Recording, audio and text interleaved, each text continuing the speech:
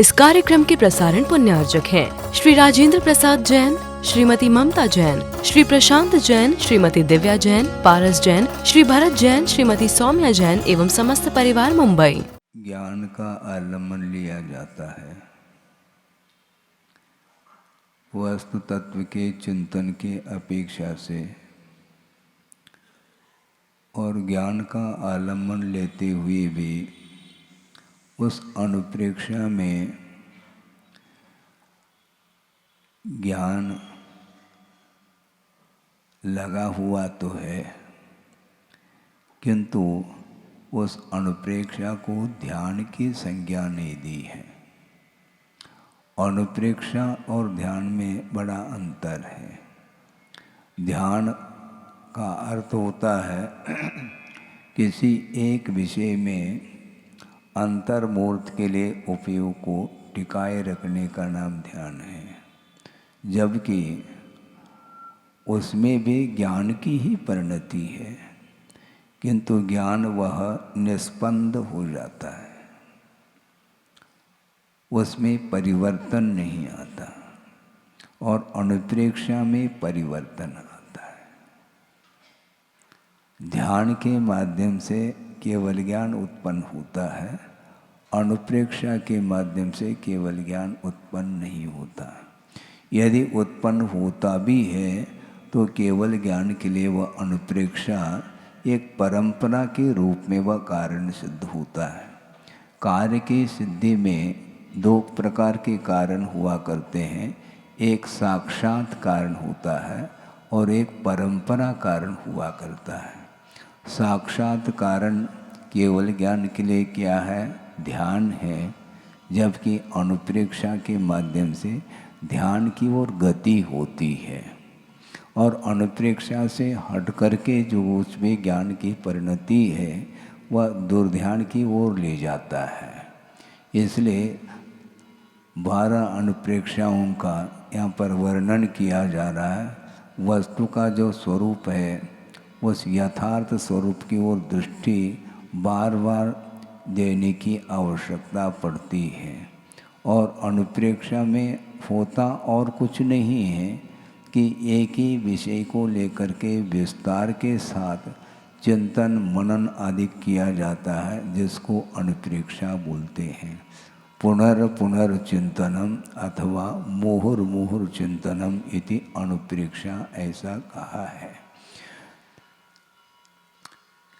और अनुप्रेक्षा के माध्यम से कर्मों का संवर होता है, लेकिन ये भी ध्यान रखना अनुप्रेक्षा के माध्यम से एकांत से संवर ही होता है ऐसा भी नहीं, किंतु आश्रव भी होता है।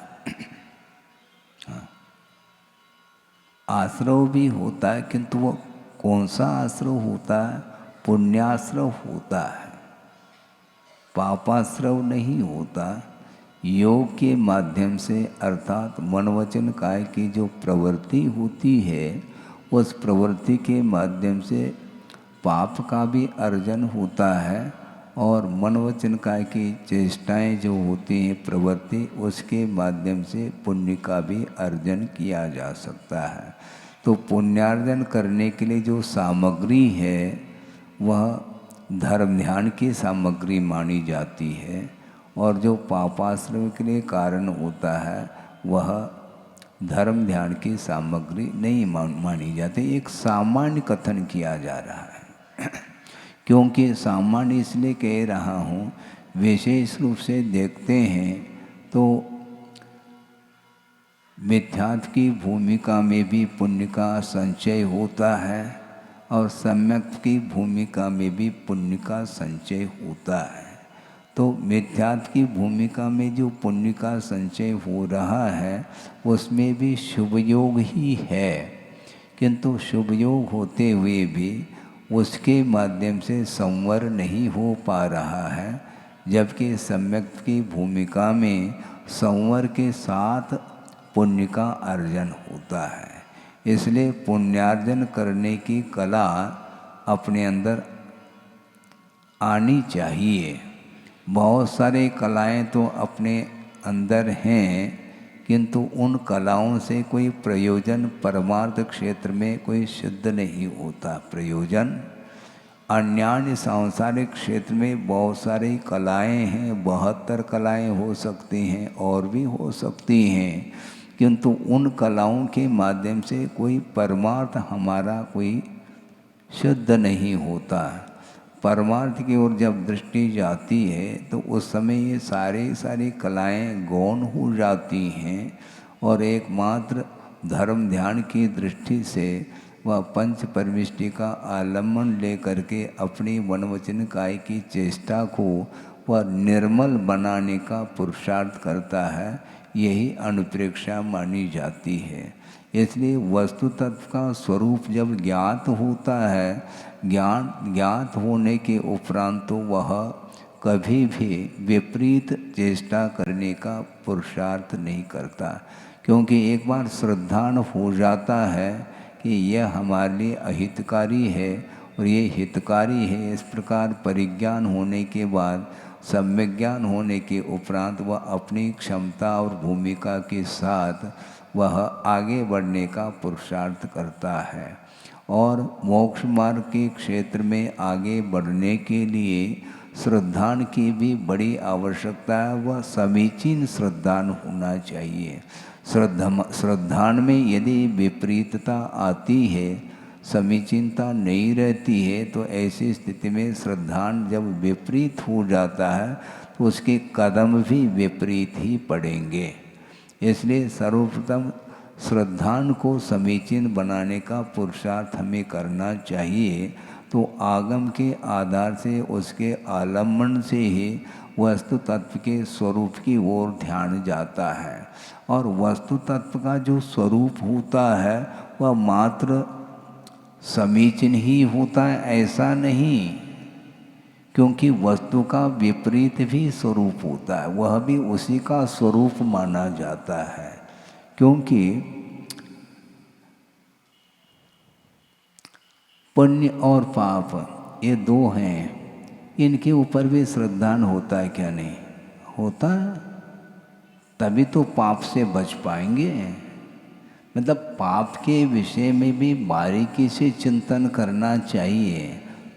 पाप के बारे में चिंतन करने से कर्म बंद नहीं होता, बल्कि वस्तुतः उसका जो स्वभाव है, उसकी जो प्रकृति है वह ज्ञात हो जाती है। मिथ्यात्व का क्या स्वरूप है इसके बारे में भी बार बार अनुप्रेक्षा कर लेनी चाहिए। हाँ, तभी तो मिथ्यात्व का सही स्वरूप सामने आता है। राग के बारे में भी चिंतन करना चाहिए। राग करने के लिए नहीं कहा जा रहा है, किंतु राग का क्या परिणाम निकलता है उसके बारे में सोचना चाहिए। क्योंकि राग को आग की उपमा दी है, ये कम से कम ज्ञात तो हो जाए। यदि ज्ञान नहीं होगा तो बचेंगे कैसे? दोषों का भी परिज्ञान होना चाहिए और गुणों का भी परिज्ञान होना चाहिए। तो दोष पकड़ में आने लग गए तो निश्चित रूप से उससे ऊपर उठने के लिए वह पुरुषार्थ करेगा। यदि हम दोष को दोष के रूप में श्रद्धान नहीं करेंगे तो निश्चित रूप से उसको गुणात्मक श्रद्धान हो जाएगा, तो उसका पतन हो जाएगा। इसलिए दोष और गुण इन दोनों का परिज्ञान जो होगा वह आगम के माध्यम से होता है, होना चाहिए। इस प्रकार अनित्य अनुप्रेक्षा के बारे में काफ़ी समय से गाथाओं के माध्यम से विषय दिया जा रहा है। अभी भी बहुत सारा विषय है, किंतु संक्षेप से आगम में विषय दे रहे हैं। तो इसलिए मैं ये कह रहा था कि अनुप्रेक्षा का अर्थ उसमें एकाग्रता है भी और नहीं भी है, दोनों बातें हैं। क्योंकि इसमें परिवर्तन हो रहा है।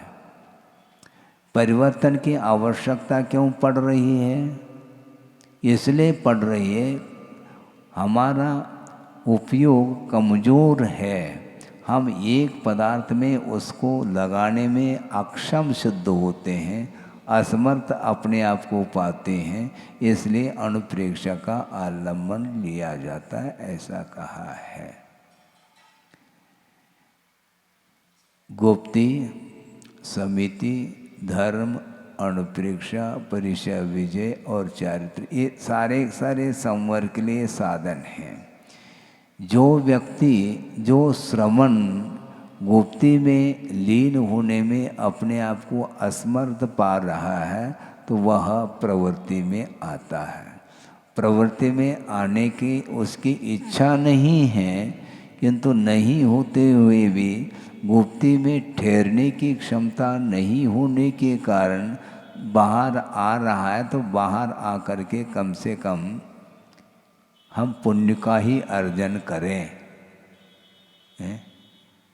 मान लो कोई फ्लाइट से यात्रा करना चाहता है, ये है ही नहीं, तो अब क्या करेगा? यात्रा तो करनी है, तो भैया चलो बाय ट्रेन चलते हैं। मान लो उसमें भी फिर जो एसी में, एसी कुछ नहीं, सामान्य जो है बिना रिजर्वेशन के, इससे क्या प्रयोजन? रिजर्वेशन से क्या मतलब? खड़े खड़े चले जाएंगे, यात्रा तो करनी है। पैदल जा नहीं सकते, दूरी काफ़ी है, तो जाना तो है। अब ट्रेन में बैठना है तो बिल्कुल ABC क्लास, तो भिन्न भिन्न क्लास है, कोई भी क्लास हो, थर्ड क्लास हो, हमें क्या लेना देना, हमें तो गंतव्य तक पहुंचना है। इस दृष्टि को लेकर के वह यात्रा प्रारंभ करता है। तो क्षमता के ऊपर ही सारा विषय निर्धारित होता है। इसलिए भूमिका के अनुरूप बहुत सारे साधन हो सकते हैं। कर्म की निर्जरा के लिए अथवा कर्म के संवर के लिए एक ही कारण होता, ऐसा नहीं, बहुत सारे साधन हैं। तो उसमें अनुप्रेक्षा भी एक साधन है ध्यान तक पहुंचने के लिए। बल्कि अनुप्रेक्षा को कथनचित हम ध्यान कह सकते हैं, क्योंकि वह 12 भावना के बाहर नहीं जाना चाहता, उसके भीतर ही, वो बाहर नहीं जाना चाहता, किंतु वह उसमें रहते हुए भी वह एक में नहीं टिक पा रहा है। आप माला फेरते क्या नहीं? हाँ फेरते हैं। उसमें क्या हो रहा है? आपका मन उपयोग कहाँ पर लगा हुआ है? पंच परमिष्टि में। लेकिन ध्यान रखो, एक परमिष्टि में टिका नहीं आपका ध्यान। नमो अरहंतानम, नमो शुद्धानम, परिवर्तन। नमो आहिरियानम, नमो उवज्जायानम, नमो लोये सौसाऊनम। तो एक अरहंत परमिष्टि में उपयोग आपका कितने क्षण के लिए टिका है? आगे परिवर्तन क्यों? टिकता नहीं है, इसलिए परिवर्तन। टिक जाए अरहंत, उसी में टिक जाए, तो वह ध्यान का रूप ले लेता है, वह पदस्थ ध्यान माना जाता है। नमोकार मंत्र को भी हम कथनचित पदस्थ ध्यान के भीतर ले सकते हैं, क्योंकि पंच परमिष्टि के अलावा अन्य भी किसी भी पदार्थ का वह आलंबन नहीं ले रहा है। इस अपेक्षा से उसको भी ध्यान की परिणति कह सकते हैं। किंतु परिवर्तन जहाँ तक है वहाँ तक वह उपयोग एकाग्र नहीं है, ये कहा जाए। एक अग्र, एक में एक को ही प्रमुख बनाना, अग्र का अर्थ प्रमुख। अग्र का अर्थ क्या? प्रमुख होता है। तो एक में टिकने की क्षमता जिसके अंदर नहीं है, उसके लिए यह विषय दिया जा रहा है। यह साधन परिवर्तित हो गया। इस साधन अनुप्रेक्षा का आलम्बन हम यदि नहीं लेते हैं तो मन हमारा अन्यत्र चला जाएगा, जिसमें बहुत हानि है। उस हानि से बचाने के लिए इस साधन को अपनाया गया है। जनबिंब दर्शन करने से भी कर्मों की निर्जरा, कर्म का संवर अधिक होता है, वह भी एक साधन है। धर्म श्रवण भी एक साधन है। बहुत सारे साधन हैं। दान इत्यादि करने रूप जो परिणति है, यह भी संवर आदि के लिए साधन है। भिन्न भिन्न साधन हैं, कुल मिलाकर के हमारा जो उपयोग अर्थात मन विषयों की ओर वह अनायास पहुंच जाता है, उसको संयत बनाने के लिए अनुप्रेक्षाओं का आलम्बन लिया है। गुरुदेव ने एक बार कहा था, बल्कि एक बार क्या कई बार प्रसंग के अनुरूप इस विषय को उन्होंने दिया है कि आलम्बन और निरालंब, सालंब और निरालंब, ये दो प्रकार के स्वाध्याय हो सकते हैं। जैसे अभी ये स्वाध्याय जो किया जा रहा है ये सालंब माना जाता है, आलम्बन लेकर के कर रहे हैं।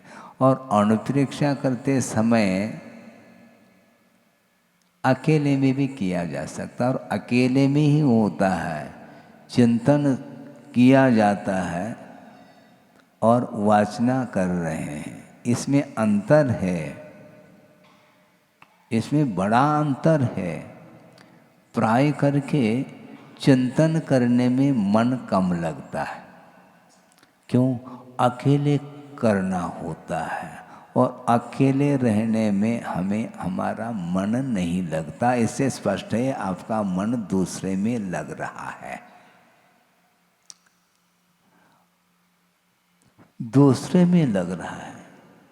अच्छा, वह प्रसंग याद आ गया, बहुत पुरानी वह घटना या प्रसंग है कि सन 88 की बात है।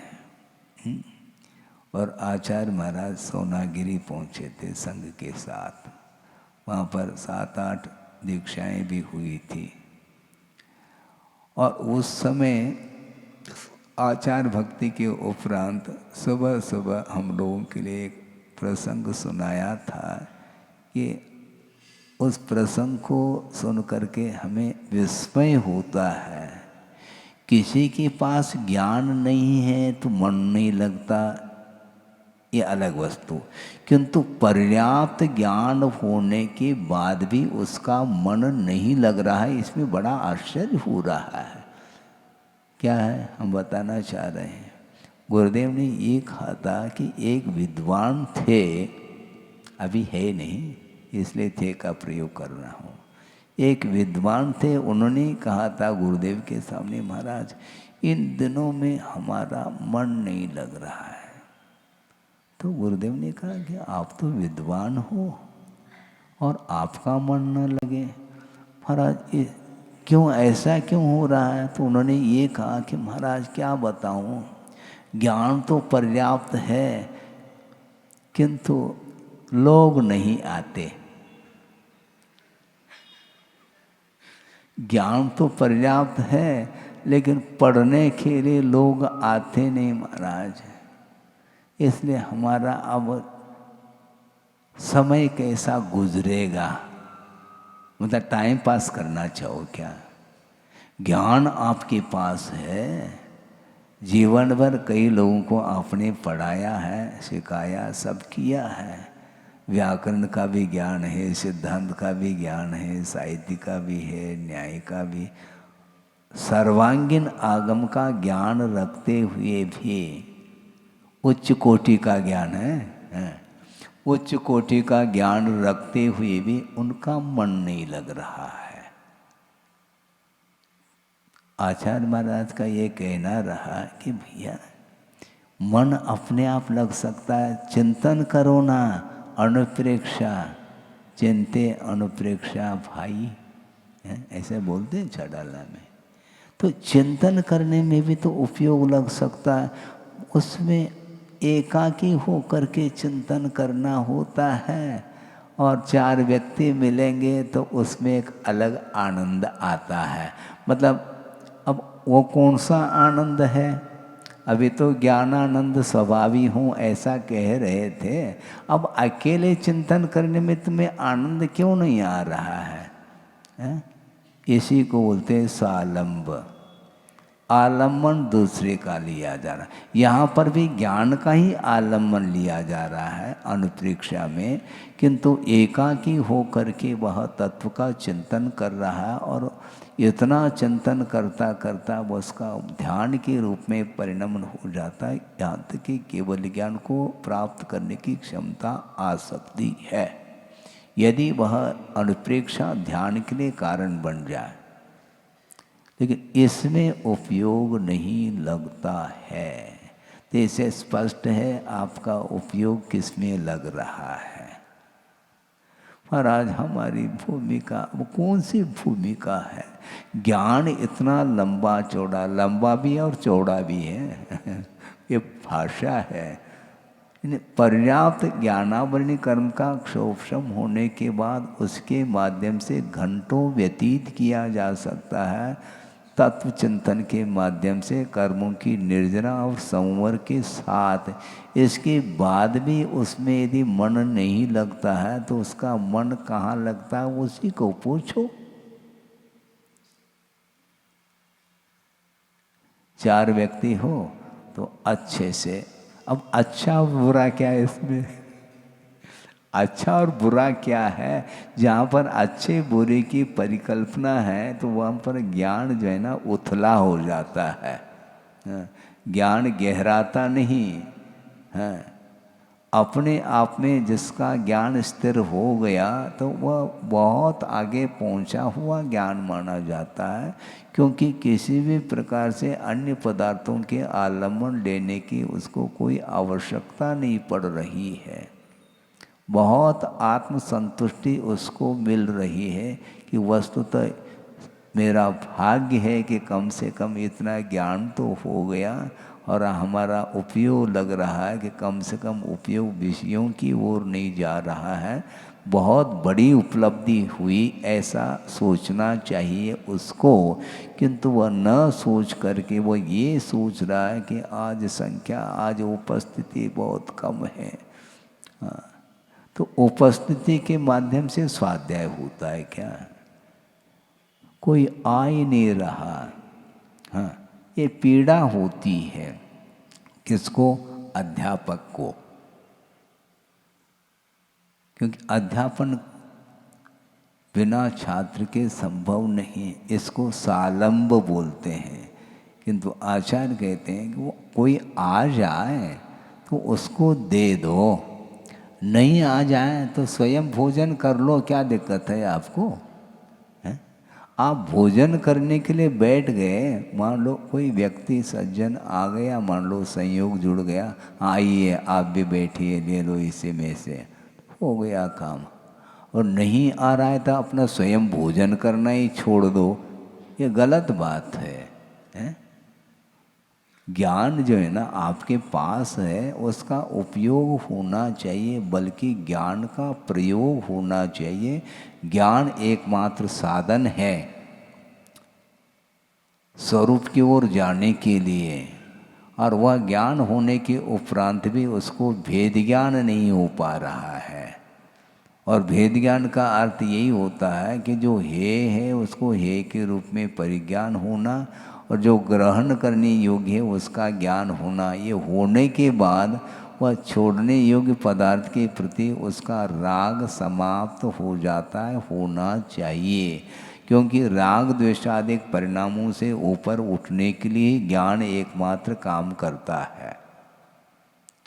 आपने लाइट जला दी है, काहे के लिए? कोई प्रयोजन नहीं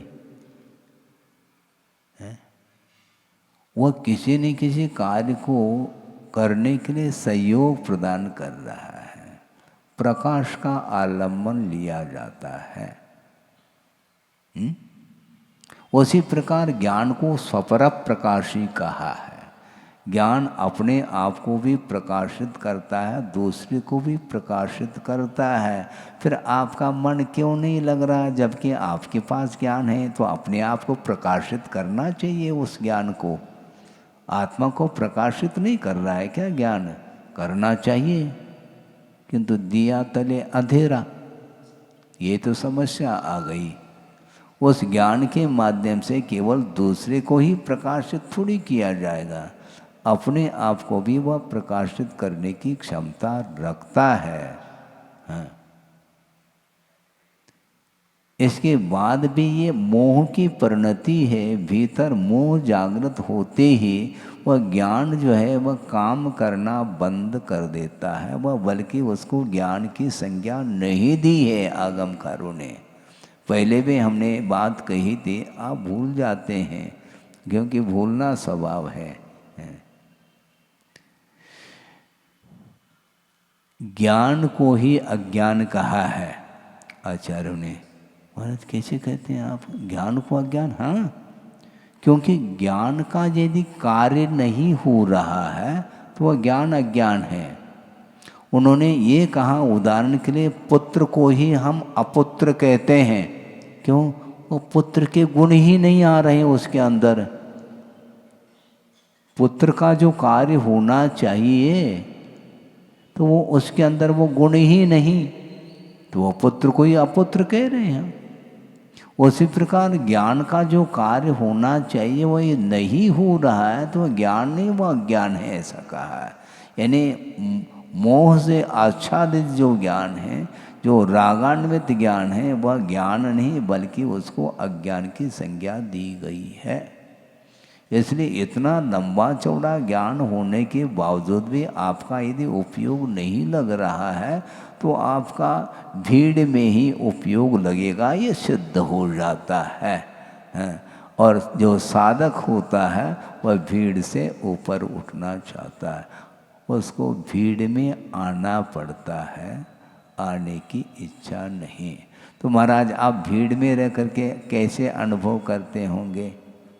आपको तो अनुभव होगा नहीं, आप केवल पूछ रहे हैं। आंख मीच लूंगा 1 सेकंड के लिए, भीड़ गायब। हाँ। देखेंगे तो भीड़, कितनी भीड़ आई है गिनो, और आंख मीच लेंगे तो भीड़ ज़्यादा है क्या कम है इसका कोई विकल्प ही नहीं रहेगा हमें। है? आंख मीच लेंगे, मैं ऊपर बैठा हूँ कि नीचे बैठा हूँ इसका कोई एहसास नहीं होगा। हाँ, मैं ऊपर बैठा हूँ हो गया, वो नीचे आ गया भावों से, ये ध्यान रखो, बहुत सूक्ष्म विषय है। एक व्यवहार की भूमिका में उसको बिठाया है, यह अलग वस्तु, बैठने की उसकी इच्छा नहीं है क्योंकि वह आत्मा में बैठना चाहता है और आत्मा में बैठना चाहता है, इसलिए वह ऊपर नीचे की कोई भी उसको फिक्र नहीं, कोई विकल्प ही नहीं। व्यवहार की भूमिका में विकल्प आते हैं, उसका निषेध नहीं, किंतु वह सत्विकल्प होना चाहिए। व्यवहार में समीचीनता आनी चाहिए, वह समीचीन व्यवहार ही निश्चय के लिए वह कारण सिद्ध होता है। इसलिए मूल जो साधक होता है उसका लक्ष्य वहाँ तक पहुँचना है जहाँ तक उसे पहुँचने का लक्ष्य है। इसलिए बीच बीच में ये जो स्वाध्याय आदि का आलम्बन लिया जाता है वह दूसरे के निमित्त को लेकर के लिया जाता है, नहीं है तो अपने आप में सारे विकल्पों को समेटते हुए अपने आत्मा में वह विहार करना चाहते हैं। आत्मा में भी विहार किया जाता है, केवल कंचन विहार नहीं, आत्मा में विहार करो। विहार करने की मान लो आदत है, विकल्प है, करते रहो, निरंतर आत्मा में विहार करो। कहाँ पर क्या बाहर क्या हो रहा उस ओर से अपने उपयोग को मोड़ लेना चाहिए। तो इस प्रकार आगम के माध्यम से ये सारा सारा चिंतन आता चला जाता है। आपके अंदर भी ज्ञान है किंतु उसका उपयोग आप नहीं कर पा रहे हैं या नहीं करना चाहते हैं, इसलिए वह ज्ञान कुंठित होता चला जाता है। कहाँ तो 8 साल अंतर्मुर्ध के उपरांत उसके अंदर वह क्षमता आ जाती है, मात्र सम्यक दर्शन को प्राप्त करने की ही नहीं किंतु रत्नत्रय को प्राप्त करने की योग्यता उसके अंदर आ जाती है और वह आगे बढ़ जाता है और 80 साल का बेटा रहता है वो, क्योंकि वह ये सोच रहा है कि महाराज ये तो बेटा है, ये तो बेटा है तुम बैठे रहोगे, ध्यान रखो, वो तो जा रहा है। तुम कहो तुम्हारे दृष्टि में मैं बेटा हूँ और आप बैठे रहो मैं जा रहा हूँ, क्योंकि आपके अंदर यही विकल्प है, मैं पिता हूँ, ये पुत्र है, मैं दादा हूँ, ये नाती है, करते रहो आप। इसी में आनंद आ रहा है उसको। हमेशा ये सामान्य में जीना नहीं चाहता संसारी प्राणी, विशेष होना चाहिए, एक्स्ट्रा। सबके बीच में मैं मेरा अलग अस्तित्व निखर करके आना चाहिए, जबकि सबका अस्तित्व है। आस्तिक गुण कहाँ चला गया तुम्हारा? सम्यक दर्शन का प्रशम सम्यक अनुकंपा और आस्तिक। आस्तिक का अर्थ क्या है? प्रत्येक का अपना अपना पृथक अस्तित्व है। इस प्रकार वह श्रद्धा का विषय बना लेता है तो वह अपने अस्तित्व को ही बार बार विषय नहीं बनाता, सबका अस्तित्व है। उसमें छोटे बड़े की परिकल्पना ये भूल है। ये व्यवहार की भूमिका में थोड़े बहुत आवश्यक है, मान लो, उतना ही है। हमेशा जो है ना सामायिक में भी ये सोचने लग जाए मैं चिर दीक्षित हूँ, मैं चिर दीक्षित। तुम क्या कर रहा है? कौन चिर दीक्षित, कौन नव दीक्षित? हाँ, वो प्रसंग में सुना दो तो ज़्यादा अच्छा है, क्योंकि बीच बीच में प्रसंग सुनाने से आपका उपयोग लगता है, नहीं है तो घड़ी की ओर ध्यान जाता है। बिल्कुल। आचार्य ज्ञान सागर जी महाराज बैठे हैं अपराह्न वेला में, भक्ति के बाद बैठे हैं, और एक सज्जन आ गए, महाराज हम बहुत दिन की हमारी एक भावना है, एक विकल्प आता है मन में। क्या विकल्प आता है? महाराज हम ये जानना चाहते हैं कि आपको दीक्षित होकर के कितने साल हुए? हो गया? और उन्होंने कहा नहीं, अभी अभी दीक्षित होकर के बाहर बैठा हूँ। हाँ, बात समझ में नहीं आती। बगल में आचार्य महाराज भी बैठे थे, उनने सोच लिया बिल्कुल रहस्य है इसमें, उनको ज्ञात हो गया, किसी को ज्ञात नहीं होगा वो। महाराज आप कह रहे हैं अभी अभी दीक्षित होकर के मैं आया हूँ।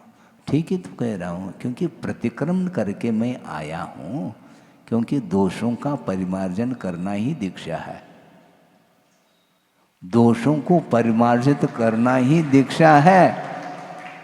आप समझ रहे हैं हमारे लिए इतने 20 साल हो गए, 40 साल हो गए, 50 साल हो गए, तुम दिन गिनते रहो, साल गिनते रहो।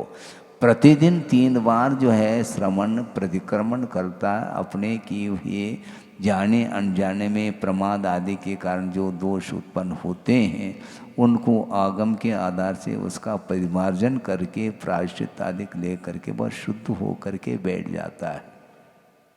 इसी का नाम दीक्षा है। भाव दूषित हुए हैं और भावों का परिमार्जन, यही दीक्षा है। इस ओर किसी की दृष्टि नहीं जाती, क्योंकि ये परमार्थ दृष्टि मानी जाती है।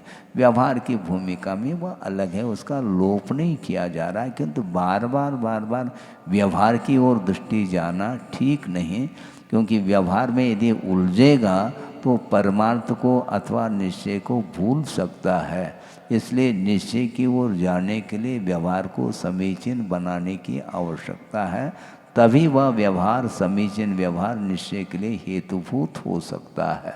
इस प्रकार ये सूक्ष्म उनकी दृष्टि प्रत्येक व्यक्ति के अंदर ये वह दृष्टि नहीं आ सकती है।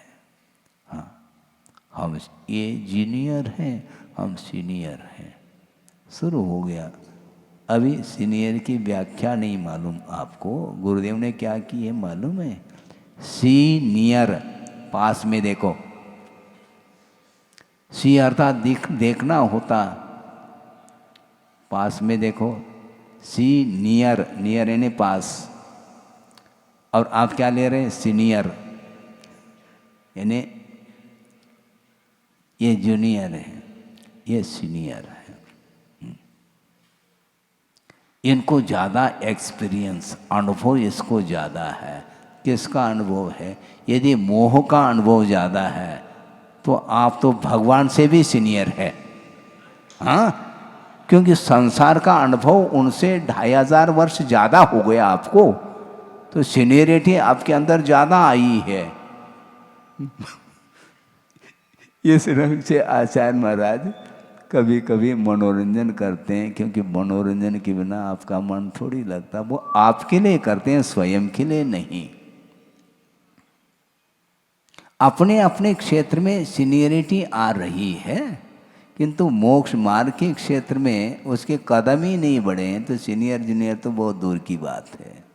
तो इस प्रकार निरंतर आगम के माध्यम से तत्व चिंतन करने से, इसी को बोलते हैं अनुप्रेक्षा। अनुप्रेक्षा में और रखा क्या है? वस्तु तत्व का यथार्थ चिंतन करना चाहिए, और यथार्थ चिंतन करने के उपरांत फिर वह विभाव की ओर उसकी दृष्टि नहीं जाती है, शुद्ध तत्व की ओर दृष्टि जानी चाहिए। गुरुदेव ने ये भी कहा था, हमेशा साधक की दृष्टि ऊपर की ओर होनी चाहिए, नीचे की ओर नहीं। नीचे की ओर दृष्टि जाती है तो मैं सीनियर हूँ, ये भाव आएगा। मैं बड़ा हूँ, ये भाव आएगा। मैं ज्ञानी हूँ, मैं ध्यानी हूँ, ये भाव आएगा। और अरहंत परमेष्टि की ओर दृष्टि रखते हैं तो बस बहुत नीचे हो जाएंगे। हमारा जो ग्राफ जो बढ़ रहा था ना, डाउन हो जाएगा। ये सापेक्ष कथन इसी को बोलते हैं। किसी अपेक्षा से आप बड़े हैं, किसी अपेक्षा से आप छोटे हैं। और जहाँ पर छोटे बड़े की परिकल्पना समाप्त हो गई तो कौन सी अवस्था है? वो सिद्ध अवस्था है। अरहंत से भी एक सीढ़ी ऊपर है वो। अरहंत परमेष्टि शरीरातीत नहीं हुए हैं, क्योंकि समोह शरण में विराजमान है। और सिद्ध परमेष्टि कोई समोषण रचना उनकी है?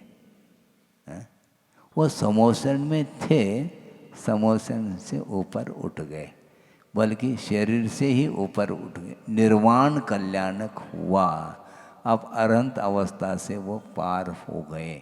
इस कार्यक्रम के प्रसारण पुण्यार्चक थे श्री राजेंद्र प्रसाद जैन, श्रीमती ममता जैन, श्री प्रशांत जैन, श्रीमती दिव्या जैन, पारस जैन, श्री भरत जैन, श्रीमती सौम्या जैन एवं समस्त परिवार, मुंबई।